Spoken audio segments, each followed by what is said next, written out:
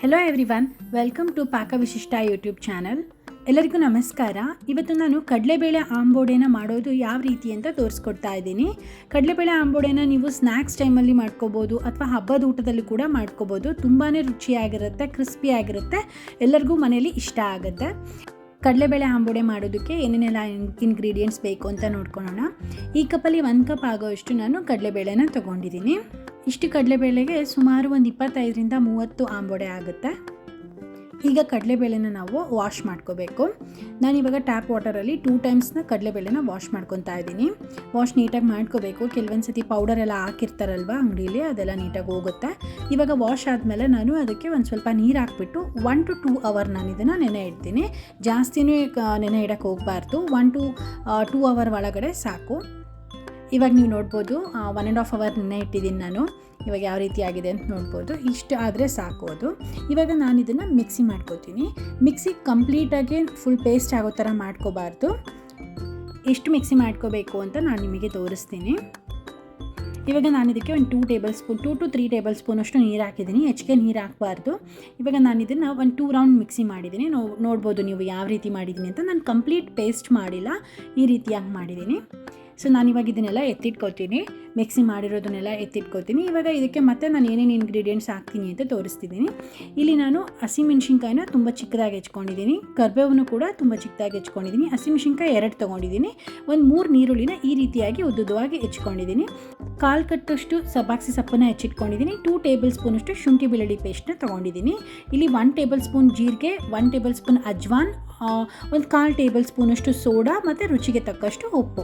ಇವಾಗ ಇಷ್ಟನ್ನು ನಾನು ಮಿಕ್ಸ್ ಮಾಡ್ತಾ ಇದ್ದೀನಿ. ಹಿಟ್ಟು ಮಿಕ್ಸಿ ಮಾಡಿ ಇಟ್ಕೊಂಡಿದ್ವಲ್ಲ, ಅದಕ್ಕೆ ಮಿಕ್ಸ್ ಮಾಡ್ತಾ ಇದ್ದೀನಿ ಒಂದೊಂದನ್ನೇ. ಈರುಳ್ಳಿ, ಹಸಿಮೆಣ್ಸಿನ್ಕಾಯಿ, ಕರಿಬೇವು, ಸಬ್ಬಾಕ್ಸಿ ಸೊಪ್ಪು, ಶುಂಠಿ ಬೆಳ್ಳುಳ್ಳಿ ಪೇಸ್ಟು, ಜೀರಿಗೆ, ಅಜ್ವಾನ, ಸೋಡಾ ಮತ್ತು ರುಚಿಗೆ ತಕ್ಕಷ್ಟು ಉಪ್ಪು. ಇಷ್ಟನ್ನು ಮಿಕ್ಸ್ ಮಾಡಿಬಿಟ್ಟು ನಾವು ಚೆನ್ನಾಗಿ ಕಲಿಸ್ಕೋಬೇಕು. ಅದನ್ನು ಹಿಟ್ಟಿನ ಜೊತೆ ನಾವೇನೇನೆಲ್ಲ ಇಂಗ್ರೀಡಿಯೆಂಟ್ಸ್ ಹಾಕಿದ್ದೀವಿ ಅದನ್ನೆಲ್ಲ ಚೆನ್ನಾಗಿ ಕಲಿಸ್ಕೋಬೇಕು. ಈ ರೀತಿಯಾಗಿ ನೀವು ನೋಡ್ತಾ ಇರ್ಬೋದು. ಈ ರೀತಿಯಾಗಿ ಚೆನ್ನಾಗಿ ಕಲಿಸ್ಕೋಬೇಕು. ಉಪ್ಪೇನಾದರೂ ಕಮ್ಮಿ ಆಗಿತ್ತು ಅಂದರೆ ಟೇಸ್ಟ್ ನೋಡಿಬಿಟ್ಟು ಉಪ್ಪು ಕಮ್ಮಿ ಆದಾಗ ಹಾಕ್ಕೊಳ್ಳಿ. ಮತ್ತು ಮೇಲೆ ಖಾರದ ಪುಡಿ ಹಾಕೋದು ಅದೆಲ್ಲ ಏನೂ ಬೇಡ. ಹಸಿಮೆಣ್ಸಿನ್ಕಾಯಿ ಹಾಕಿದ್ದೀವಲ್ಲ, ಅದೇ ಖಾರಕ್ಕೆ ಸಾಕಾಗುತ್ತೆ. ಈ ರೀತಿಯಾಗಿ ಚೆನ್ನಾಗಿ ಮಿಕ್ಸ್ ಮಾಡ್ಕೋಬೇಕು. ನಾನಿವಾಗ ಒಂದು ಬಾಣಲಿಲಿ ಎಣ್ಣೆ ಹಾಕ್ಬಿಟ್ಟು ಅದನ್ನು ಇಟ್ಟಿದ್ದೀನಿ. ಎಣ್ಣೆನ ನಾನು ಫುಲ್ ಫ್ಲೇಮಲ್ಲಿ ಇಟ್ಟಿದ್ದೀನಿ. ಎಣ್ಣೆ ಚೆನ್ನಾಗಿ ಕಾಯಿಸ್ಕೋಬೇಕು.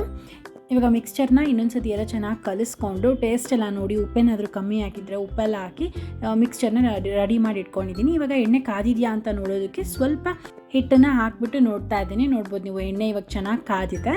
ನಾನಿವಾಗ ಹಿಟ್ಟನ್ನು ಯಾವ ರೀತಿಯಾಗಿ ಬಾಣಲಿ ಒಳಗೆ ಹಾಕ್ತೀನಿ ಅಂತ ತೋರಿಸ್ತಾ ಇದ್ದೀನಿ. ನೋಡ್ಬೋದು ನೀವು. ಫಸ್ಟು ಹಿಟ್ಟನ್ನು ನಾನು ಕೈ ಮೇಲೆ ಹಾಕ್ಕೊಂಡು ಅದನ್ನು ನೀಟಾಗಿ ಈ ರೀತಿಯಾಗಿ ರೌಂಡ್ ಶೇಪ್ ಮಾಡಿಕೊಂಡು ಮತ್ತು ಅದನ್ನು ತೊಗೊಂಡ್ಬಿಟ್ಟು ಈ ರೀತಿಯಾಗಿ ಬಾಣಲಿ ಒಳಗೆ ಹಾಕೋದು. ಅದು ಕೈಗೆ ಈಸಿಯಾಗೇ ಬರುತ್ತೆ. ನೀವು ಅದನ್ನು ಮನೇಲಿ ಮಾಡಿ ನೋಡಿದಾಗ ನಿಮಗೆ ಗೊತ್ತಾಗುತ್ತೆ. ಅದು ಕೈಗೆ ಈಸಿಯಾಗೇ ಬರುತ್ತೆ. ಈಸಿಯಾಗಿ ಹಾಕ್ಬೋದು, ಏನು ತೊಂದರೆ ಇಲ್ಲ. ಈ ರೀತಿಯಾಗಿ ಒಂದೊಂದನ್ನೇ ನಾವು ರೆಡಿ ಮಾಡಿಕೊಂಡು ಹಾಕಬೇಕು. ಇದು ಇವಾಗ ಚೆನ್ನಾಗಿ ಬೇಯಲಿಕ್ಕೆ ಬಿಡಬೇಕು. ಒಂದು ಮೀಡಿಯಮ್ ಫ್ಲೇಮಲ್ಲಿ ಇಟ್ಕೋಬೇಕು. ಒಂದೇ ಸತಿ ಹೈ ಫ್ಲೇಮಲ್ಲಿ ಇಟ್ಕೊಂಡ್ರೆ ಅದು ಕೆಂಪಾಗುತ್ತೆ, ಒಳಗೆಲ್ಲ ಬೆಂದಿರಲ್ಲ. ಆದ ಕಾರಣ ಅದನ್ನು ಮೀಡಿಯಮ್ ಫ್ಲೇಮಲ್ಲಿ ಇಟ್ಕೊಂಡು ಈ ರೀತಿಯಾಗಿ 1-2 ಮಿನಿಟ್ಸ್ 3 ಮಿನಿಟ್ಸ್ ಆದಮೇಲೆ ಈ ರೀತಿಯಾಗಿ ತಿರುವಾಕಬೇಕು. ಚೆನ್ನಾಗಿ ಫ್ರೈ ಆಗ್ಲಿಕ್ಕೆ ಬಿಡಬೇಕು. ಇನ್ನು ಯಾರ್ಯಾರು ನನ್ನ ಚಾನಲ್ನ ಸಬ್ಸ್ಕ್ರೈಬ್ ಮಾಡ್ಕೊಂಡಿಲ್ಲ, ಸಬ್ಸ್ಕ್ರೈಬ್ ಮಾಡ್ಕೊಳ್ಳಿ. ನಾನು ಮಾಡುವಂತಹ ರೆಸಿಪೀಸ್ ಎಲ್ಲನೂ ನಿಮಗೆ ಬಂದು ರೀಚ್ ಆಗುತ್ತೆ. 2 ಸೈಡು ಕೂಡ ಚೆನ್ನಾಗಿ ಫ್ರೈ ಆಗಬೇಕದು. ಬಬಲ್ಸ್ ಎಲ್ಲ ಸ್ವಲ್ಪ ಕಡಿಮೆ ಆಗುತ್ತೆ, ಆವಾಗ ಅದು ಕಂಪ್ಲೀಟಾಗಿ ಆಗಿದೆ ಅಂತ. ಅಲ್ಲಿವರೆಗೂ ಈ ರೀತಿಯಾಗಿ 2 ಸೈಡನ್ನು ಚೆನ್ನಾಗಿ ಬೇಯಿಸ್ಕೊತಾ ಇರಬೇಕು. ಆಂಬೋಡೆ ಬೇಗ ಬೇಯೋದಿಲ್ಲ, ಒಂದು 5 to 10 ಮಿನಿಟ್ಸ್ ಆಗುತ್ತೆ. ಸ್ವಲ್ಪ ತಾಳ್ಮೆಯಿಂದ ಬೇಯಿಸ್ಬೇಕು. ಈ ರೀತಿ ಇದು ಚೆನ್ನಾಗಿ ಫ್ರೈ ಆದರೆ ಮಾತ್ರ ರುಚಿ ಇರೋದು. ಇಲ್ಲ ಅರ್ಧಂಬರ್ಧ ಬೇಯಿತು ಅಂದರೆ ಚೆನ್ನಾಗಿರಲ್ಲ, ರುಚಿನೇ ಬರೋದಿಲ್ಲ. ಅದ ಕಾರಣ ನಿಧಾನಕ್ಕೆ ಬೇಯಿಸ್ಕೋಬೇಕು. ಇವಾಗ ಇದು ಚೆನ್ನಾಗಿ ಫ್ರೈ ಆಗಿದೆ. ನೋಡ್ಬೋದು ನೀವು, ಬಬಲ್ಸ್ ಎಲ್ಲ ಕಮ್ಮಿ ಆಗಿದೆ. ಇವಾಗ ನಾನು ಇದನ್ನು ತೆಗಿತಾ ಇದ್ದೀನಿ. ನೀವು ನೋಡ್ಬೋದು ಆಂಬೋಡೆ ಎಷ್ಟು ಚೆನ್ನಾಗಿ ಕಾಣಿಸ್ತಾ ಇದೆ. ಎಷ್ಟು ಚೆನ್ನಾಗಿ ಕಾಣಿಸ್ತಿದೆಯೋ ರುಚಿ ಕೂಡ ಅಷ್ಟೇ ಚೆನ್ನಾಗಿದೆ. ನೀವು ಮನೇಲಿ ಮಾಡಿಕೊಂಡು ಯಾವ ರೀತಿ ಇತ್ತು ಅಂತ ಕಮೆಂಟ್ ಮಾಡಿ. ಸಬ್ಸ್ಕ್ರೈಬ್ ಮಾಡೋದನ್ನು ಮರಿಬೇಡಿ. Thank you so much.